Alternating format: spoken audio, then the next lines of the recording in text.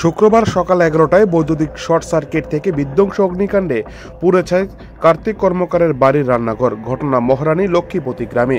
ঘটনার বিবরণে জানা যায়, এদিন কার্তিক কর্মকারের বাড়ির অন্যান্য সকল সদস্যরা লক্ষ্মীপতি এলাকার এক বাড়িতে বৈষ্ণব সেবার নিমন্ত্রণে চলে যায় এই দিন সকালে।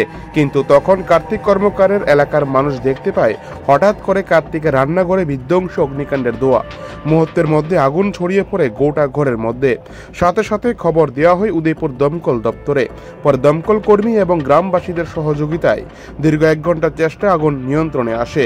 পরে পিত্রা থানার পুলিশ ঘটনাস্থলে পৌঁছে এবং গোটা ঘটনার তদন্ত শুরু করে।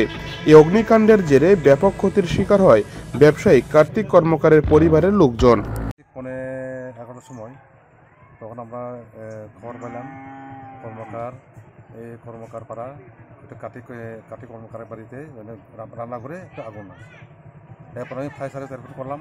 ফায়ার অটোতে পড়ছে, আপনার হাজির পড়ছে।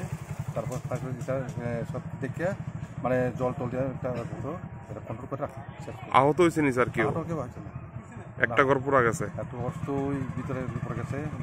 তিনটে ঘর তারপরে রান্নাঘর। ফায়ার সার্ভিস কটা আছে স্যার? ফায়ার সময় 20 মিনিট আইসে কয়টা স্যার? কটা? একটা ইঞ্জিন নাকি? একটা ইঞ্জিন আছে।